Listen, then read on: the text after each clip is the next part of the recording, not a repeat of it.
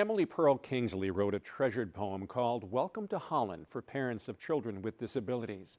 It equates the journey to a lifetime of planning a trip to Italy, only to find out you've landed in Holland. Not a bad place, just not where you intended to be. But through time, you see the beauty in Holland and the people you meet along the way. Michelle Fiore is in the Kenosha County community of Bristol to share one family's journey. Lexi Akin's a happy 8-year-old who loves her sister and her dog. But being able to run's a milestone not everyone like Lexi will have. Their gaits are usually pretty unsteady, the ones who do walk. Some have very normal gaits and they run and they can run just as fast as other kids. But there's also kids who are wheelchair bound because of the hypotonia, which is low muscle tone. The Aiken family's had their share of ups and downs since Lexi was diagnosed with a rare genetic disorder known as Dup15q Syndrome. What comes along with that is epilepsy, autism. She's intellectually disabled and and all of those things. Worldwide, there are some 2,200 dupers. That's short for Dup15q Syndrome. I know what you're trying to do. Yeah, get ready for school. It's one of the leading causes of autism.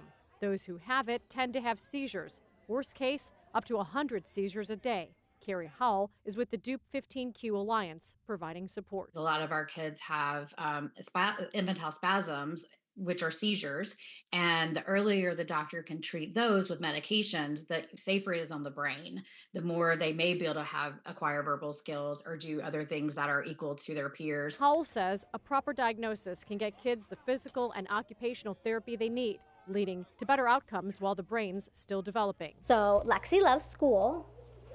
Say school.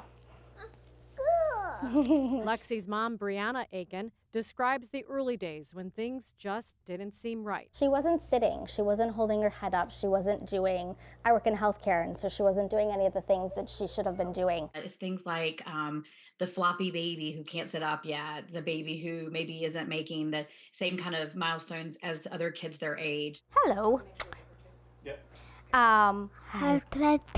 First, her pediatrician just kept saying, oh, it's fine, and kind of kept pushing it back.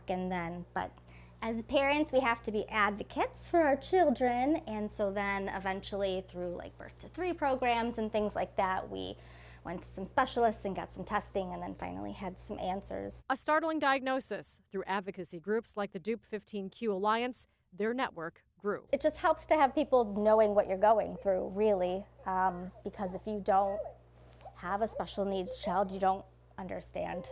And so it's nice to have people that know what you're going through and to bounce ideas off and vent and laugh and all those things. Last year, Lexi had brain surgery. Around that time, staff recommended Make-A-Wish, Wisconsin. Lexi had brain surgery last year and her seizures just weren't getting better. And so we were back and forth at Children's Hospital, seeing her neurologist and seeing her geneticist, and then kind of talking about just like, you know, prognosis and how things just weren't going well. And the geneticist was like, hey, can I recommend her for Make-A-Wish? And I said, well, yeah, but she's not going to qualify. She doesn't have cancer. So I didn't even think it was a thing. Make-A-Wish Wisconsin celebrating 40 years this year. The wish granters started in Arizona for leukemia patient Chris Grecius. On April 29, 1980, with the help of many public safety officers, that little 7-year-old boy's wish to be a police officer was fulfilled just 4 days before he passed away on May 3rd, 1980. It gave me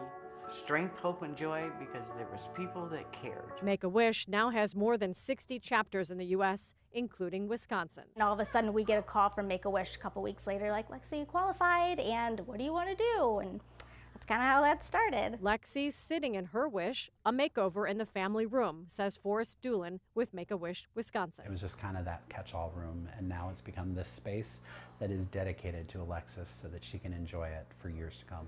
A room like this is going to really help her a lot in being able to play and grow and develop, communicate.